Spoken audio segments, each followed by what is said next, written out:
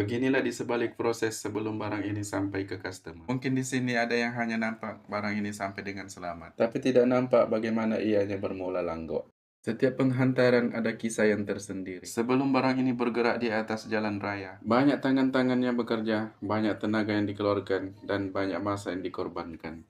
Setiap proses semuanya bermula di sini selepas barang ini dikeluarkan dari pelabuhan. Kini saatnya barang ini akan mulai digantung untuk mengeluarkannya dari kontainer Flerek ini Langgo. Barang tergantung di udara, kontainer pun mulai dikeluarkan dari atas trailer, dan barang akan mulai diturunkan secara perlahan-lahan ke atas trailer selepas kontainer dikeluarkan. Betulkan semula kedudukan dan seimbangkan lebar yang terkeluar dari trailer. Bila semua sudut sudah stabil, proses terakhir di tapak ini akan bermula. Barang mulai diikat dengan kemas dan kerjasama yang baik bersama rekan sekerja, membuatkan semua proses yang dilakukan di tapak ini berjalan dengan baik dan lancar Langgo. Proses mengikat sudah pun selesai, bermakna semua urusan di tapak ini pun ikut selesai. Dengan perlahan aku bergerak meninggalkan tapak ini menuju ke yard parking dan standby untuk perjalanan panjang malam ini Langgo. Disebabkan barang yang aku bawa sedikit tinggi, aku tidak dapat gunakan kamera yang berada di belakang kabin. Sebab kamera kena naikkan lagi tinggi daripada barang untuk hasil rakaman yang baik. Walaupun stand kamera boleh naik sehingga 3 meter, tapi apa yang aku risau, barang boleh lepas dari ketinggian jambatan. Tapi kamera pula yang akan sangkut Langgo.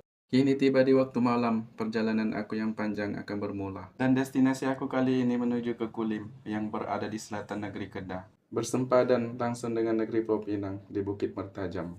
Dengan perlahan kini lori sedang mendaki di Bukit Jelapang dan bersedia untuk memasuki terowong Menora. Ketinggian barang yang aku bawa saat ini boleh melepas lihat ketinggian dan lebar barang untuk masuk ke terowong. Aku memilih jalan ini untuk tes power lori, mendaki di bukit-bukit yang ada di sepanjang laluan ini. Inilah pertama kali perjalanan jauh lori ini selepas dibaik pulih. Sebaik sahaja memasuki terowong ini, kini lori mulai menuruni kawasan bukit yang panjang. Selepas melalui pendakian yang panjang untuk sampai ke terowong ini Langgo. Perjalanan ini aku teruskan dengan penuh yakin dan tanpa ragu sebab lori berjaya melepasi kawasan ini dengan kekuatan yang sama seperti biasanya. Laluan ini antara laluan paling berisiko tinggi akibat cerun curam dan seleko tajam yang berada di sepanjang penurunan Bukit Jelapang ini Langgo. Dan akhirnya destinasi yang akan aku tuju kini berada di depan mata. Setelah menempuh perjalanan sepanjang 350 km, dan mengambil masa kira-kira 5 jam 30 menit untuk sampai ke destinasi aku hari ini Langgo. Sebaik nama didaftarkan di pintu masuk premis ini dan kebenaran masuk diberikan, aku terus menghala ke lokasi penurunan barang.